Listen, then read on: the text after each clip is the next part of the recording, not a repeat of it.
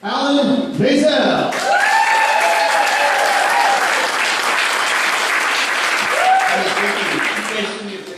First of all, I want to say hello to my 98-year-old mother who's here today.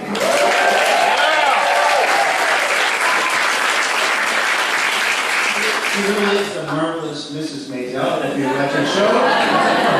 And I guess she would say if you watch TV, she's still in her prime. Huh? It's Amazon. Also, I want to give a call out to the La Mesa very senior softball team, which I'm a member. They're here. You can tell who they are if you look around. In one hand, they got the baseball glove. In the other, they carry a little urinary catheter. It's very irritating. And they also have a hat. It says SD on it. It's not San Diego. It's some significant convention. Well, we're not so bad. You know, we're just as fast as we've ever been. It just takes us home and kick. And you know how baseball players and the major leaguers, they have this adage, the night before a game, we don't have sex. Well, we follow that very carefully, but because we're older, we wait 1 year before the game. Now, that means you do the math, they have sex just one night a year. One night. But if you look at these guys, they're not sad. You know why? Tonight's the night. All right. Who here likes naps? Huh? Well, taking one can prevent you from getting older, especially if you did what I did. You take one while you're driving in the car, smashing into a tree at 70 miles an hour. Now, how can an educated guy like me fall asleep? Well, let me tell you. I was getting ready to come to San Diego. My wife and I were in Reykjavik, Iceland. So I blame the Phallologic Museum of Iceland. Phallologic is a scientific name for phallus. Phallus is a medical name for wiener. There's a wiener museum in Reykjavik. I'm not kidding. It's not a joke. Because if it was, I'd get in trouble because it would be a dick joke.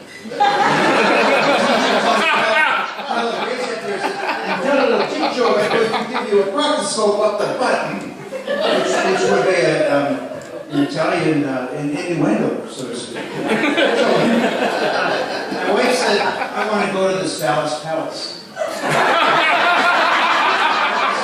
It's $25 a head. $25 gets you by head. So I want to go anyways. She said, I only want 20 minutes. That's usually what I say to her. So I let her go. She promised 20 minutes. 3 hours later, she comes back. Her pupils are dilated, and she's wearing a sweatshirt that she got in the gift shop. And it says, I didn't know dick till I came to Reykjavik. But you know what was bad? We walked out the door, I swear to God, and there is a hot dog stand right across the street. There's a big line around the corner. I mean, listen, call me paranoid, but this is poor product placement. And God knows, the wiener I ate tasted very strange. My wife loved hers. She offered to eat my leftovers. But you know, I was nauseous the whole plane ride back to San Diego. She slept like a baby. And when the plane had turbulence, I threw up. She purred in her sleep like a kitty cat.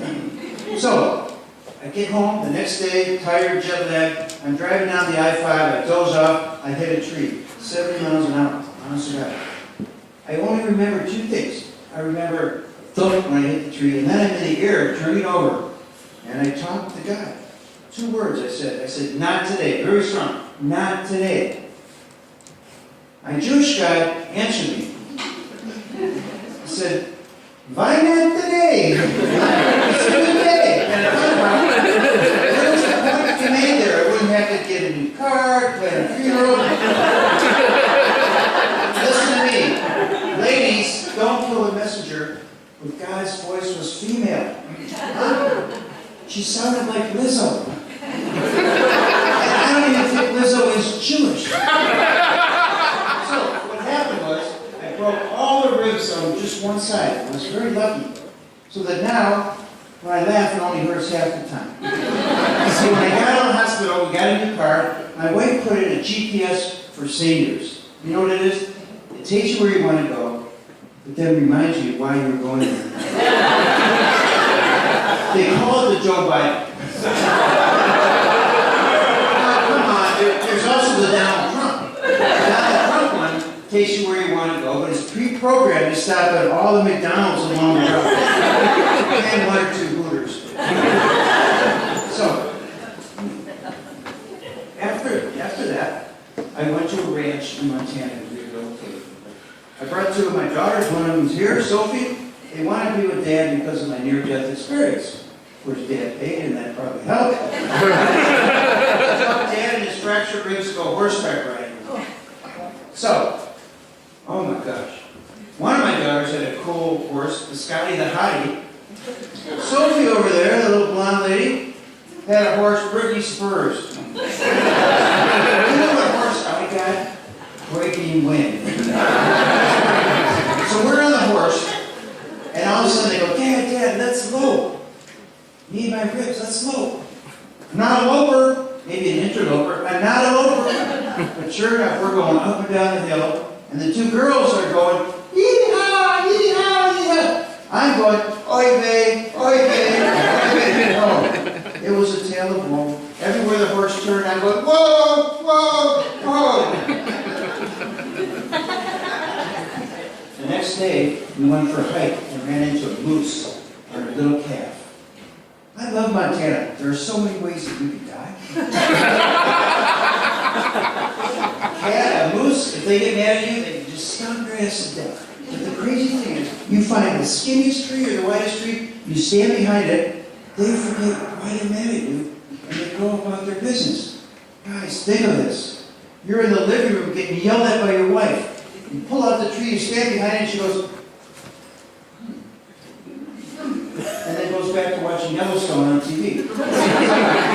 I'm telling you, I would put a tree in every room where I'd likely to have an argument in my house with my wife. So I put a tree in every room in the house. And 2 in the bathroom, one on each side of the toilet seat. And for safe measure, I put one in the car. Because when she's backseat driving, I can just press the tree release button, huh? And if that doesn't work, I have a wife release. So the next day after that, we went for a hike. And they said, this trail we were going on, it said, beware of bears. They come down and eat. So you gotta watch out. Well, okay, so we had the GPS to guide us. And GPS says, okay, we're walking, it says, bear left. Bear left. And then it says, bear right. Bear right. I mean, we're freaking out. Bears here everywhere. That was barely funny, I think. Right, you have to know the difference between black bears and brown bears. Black grizzly bears, they threaten you, but you just go, and they run away. Brown grizzlies are way more dangerous. And if you see one, you play dead. It's like you're laying on the couch in the living room watching TV, your wife has to take out the garbage. You're playing possum, right? So you threaten the black bear, you play dead for the brown bear. Don't mix them up. If you threaten a brown grizzly, he'll laugh at you and then eat you. That's it. So, it was moved for me because I'm colorblind. I don't know black and brown bear, but I see any bear, I'm wetting my pants. That's it. And to that end, guys, I got a can of bear spray and brought it along. Now the thick bear spray, which is pepper spray, you have to spray it when the bear comes within 10 feet. 10 feet, can you imagine? You know, here you are, there's hundreds of pounds of fur and teeth and muscle barreling down on you, and you're going, oh my God, it's in the black, it's in the brown, what do I do? Your pants are getting wetter, what is it, what is it, what am I supposed to? Well, let me tell you this. If you do spray it, you spray it low, and let the wind take it into the beer. You know what? If the wind's blowing the other way, you are fucked! You will cover yourself with pepper, and you are well seasoned for that beer, and you are a human tartar. So don't do it. Now, let me ask you a question. You think I used that bear spray? No. I did. How far away do you think the perpetrator was? 3 feet. Do you think I sprayed it at the bear? No. I sprayed it at the TSA agent, if you can believe it, at the airport. Oh my God, it was terrible. I had it in my backpack, going through security, and the thing goes off, this big TSA guy with a Utah hat comes out, says, get that out, what are you doing? I'm with my daughters, freak it out. So I pull it out of my, I'm shaking it, pull it out of my backpack, knock off the safety, hold it up the head, spritz it right in the face. Like Chanel perfume. Bearscat number 5. And I was so shocked, I couldn't get my hand out, figure out the nozzle. Oh, sprayed him again. And terrible ruckus broke out. We were tackled, I was handcuffed, and everybody in that terminal had tears running down their cheeks from all this. As if they all were watching a Hallmark Christmas special. It even made the Bozeman Times that night. Huh? It said a headline, it said, "Grizzly scene at TSA." And I didn't get to go home on that next flight. Or the one after. Or the one after that. My girls went home without me. I was lucky I didn't go to jail, although when I thought about it, I could have gone to jail and taken another nap, maybe for the winter with the bears. But I got home, I went back to my new car, which had all these gadgets and AI, and it's friggin' driving me crazy. 2 days ago, I'm driving and I just passed the cemetery. The GPS says, "You've reached your final destination." Ha ha ha. And then just today, I'm trying to dial something on the radio or whatever, and Siri comes on and says, I switched lanes accidentally, and says, "What the F?" Oh, "Hey Siri." She says, "Oh, hey Siri, me, asshole. Drive me out the next corner and learn how to drive." Thank you guys.